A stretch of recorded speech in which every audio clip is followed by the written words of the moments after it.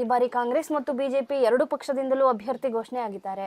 ನಿಮ್ಮ ಪ್ರಕಾರ ಈ ಬಾರಿ ಯಾವ ಪಕ್ಷ ಬಂದ್ರೆ ಒಳ್ಳೇದು ಅನ್ಸುತ್ತೆ? ಈಗ ನಾವು ಹೇಳ್ಬೇಕಂತ ಹೇಳಿದ್ರೆ ಕಾಂಗ್ರೆಸ್ ಪಕ್ಷ ಬಂದ್ರೆ ಒಳ್ಳೇದು ಅಂತ ಅನ್ಸುತ್ತೆ. ಯಾಕಂತ ಹೇಳಿದ್ರೆ ಈಗ ನೋಡಿ, ಎಲ್ಲಿ ನೋಡಿದ್ರೆ GST, ಯಾವುದಕ್ಕೂ ನೋಡಿದ್ರೆ GST. ಒಂದು ಪೆನ್ಸಿಲ್ ತಗೊಂಡ್ರು GST, ಒಂದು ರಬ್ಬರ್ ತಗೊಂಡ್ರು GST. ಪ್ರತಿಯೊಂದು ಮೊದಲೆಲ್ಲಾಗಿತ್ತು. ಯಾಕೆ ಈಗ ಅವ್ರು ಬಂದ್ಮೇಲೆ ಇವ್ರು ಬಂದ್ಮೇಲೆ ಹಿಂಗಾಗಿದೆ ಹಂಗಾಗಿದೆ ಅಂತ ಹೇಳ್ತಾ ಇದಾರೆ.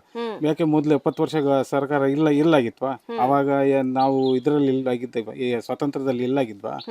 ಎಲ್ಲಾನು ಹಂಗೆ ನಡೀತೆ. ಏನಂದ್ರೆ ಪ್ರತಿಯೊಂದ್ರ ಮೇಲೆ GST ಹೆಚ್ಚಾದ ಕೂಡಲೇ ನಮಗೂ ಏನಾಗಿದೆ, ಎಲ್ಲವೂ ಬರ್ಡನ್ ಆಗ್ಬಿಟ್ಟಿದೆ. ಈಗ ಕರ್ನಾಟಕದಲ್ಲಿ ಕಾಂಗ್ರೆಸ್ ಬಂದ್ಮೇಲೆ ಸೊ ಕೆಲವೊಂದು ಗ್ಯಾರಂಟಿಗಳನ್ನ ಕೊಟ್ಟಿದೆ. ಮಹಿಳೆಯರಿಗೆ ಬಸ್ ಫ್ರೀ, ಆಮೇಲೆ 2000 ಅವ್ರು ಕೊಟ್ಟಿದ್ದಾರೆ. ಆಮೇಲೆ ಕರೆಂಟ್ ಬಿಲ್ ಫ್ರೀ ಓಕೆ, ಚೆನ್ನಾಗೇ ಇದೆ. ಈಗ ಸದ್ಯಕ್ಕೇನು ಚೆನ್ನಾಗಿದೆ. ಆದ್ರೆ ಮುಂದೆ ಬರೋ ದಿನಗಳಲ್ಲಿ ಹೆಂಗಾಗತ್ತೋ ಗೊತ್ತಿಲ್ಲ, ನೋಡೋಣ. ಕಾಲ ಏನು ನಿರ್ಣಯಿಸುತ್ತೆ ಅದ್ರ ಮೇಲೆ ಡಿಪೆಂಡ್ ಆಗಿರುತ್ತೆ. ಬಟ್ ಆದ್ರೂ ಅಷ್ಟೇನು ಜನರಲ್ಲಿ ಸುಖ ಶಾಂತಿ ಕಾಣ್ಬೇಕಂತ ಹೇಳಿದ್ರೆ ಕಾಂಗ್ರೆಸ್ ಗವರ್ಮೆಂಟ್ ಬಂದ್ರೆ ಒಳ್ಳೆಯದು ಅಂತ ನಮ್ಮ ಅಭಿಪ್ರಾಯ. ಸರ್, ಈಗ ಸತತವಾಗಿ 6 ಬಾರಿ ಗೆದ್ದಂತಹ ನಿಮ್ಮ ಉತ್ತರ ಕನ್ನಡ ಕ್ಷೇತ್ರದ ಸಂಸದ ಅನಂತ್ ಕುಮಾರ್ ಹೆಗಡೆ ಅವರು, ಅಯ್ಯೋ, ಅವ್ರು ಬರೀ ಎಲೆಕ್ಷನ್ ಟೈಮಿಗೆ ಬರ್ತಾರ, ಏನಾದ್ರು ಒಂದು ಪ್ರಚೋದನಕಾರಿ ಭಾಷಣ ಹೇಳ್ತಾರ, ಮುಗ್ದೋಯ್ತು. ಅವ್ರು ಈ ಕಡೆ ಮುಖನೇ ಹಾಕೋದಿಲ್ಲ, ತಲೆ ಹಾಕೋ ಮಲ್ಗೋದಿಲ್ಲ ಕಾಣ್ತದ. ಯಾರು ಬರ್ಬೇಕು ಅನ್ಸುತ್ತೆ ಅಭಿವೃದ್ಧಿ? ಯಾರು ಮಾಡ್ತಾರೆ ಮೇಡಮ್? ಈ ಜಿಲ್ಲೆಗೆ ಇಬ್ರು ಹೊಸಬ್ರ.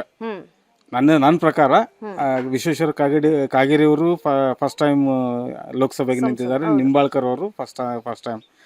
ಯಾಕಂತ ಹೇಳಿದ್ರೆ ಲಾಸ್ಟ್ ಟೈಮ್ ನಾವು ಮಾರ್ಗರೇಟ್ ಅವ್ರನ್ನ ಆರಿಸ್ಕೊಂಡು ತಗೊಂಡ್ ಬಂದಿದ್ವಿ. ಸ್ವಲ್ಪ ಅವರಿದ್ದಾಗ ಒಂದು ಅಭಿವೃದ್ಧಿ ಕಾರ್ಯ ಆಗಿತ್ತು. ಈಗ ಅದ್ರ ನಂತರ ನಾವು ಸತತವಾಗಿ ಅನಂತಕುಮಾರ್ ನಾವು ಎಲ್ಲರನ್ನು ಸಪೋರ್ಟ್ ನಾವು ನಮ್ಗೇನ್ರಿ ಮೇಡಮ್, ನಮ್ಗೆ ಯಾರೇ ಬರ್ಲಿ ನಮ್ಗೆ ಜಿಲ್ಲೆ ಉದ್ಧಾರ ಆಗ್ಬೇಕು. ನಮ್ಗೆ ಅದಕ್ಕಾಗಿ ಈ ಸಾರಿ ನಾವು ಅಂಜಲಿ ನಿಂಬಾಳ್ಕರ್ ಮೇಡಮ್ ಅವ್ರು ಬಂದ್ರೆ ಬಹಳ ಚೆನ್ನಾಗಿರುತ್ತೆ ಅನ್ನೋ ಅಭಿಪ್ರಾಯ ಇದೆ. ಹಾಗಾಗಿ ನಾವು ಅದಕ್ಕಾಗಿ ಹೋರಾಡ್ತೀವಿ.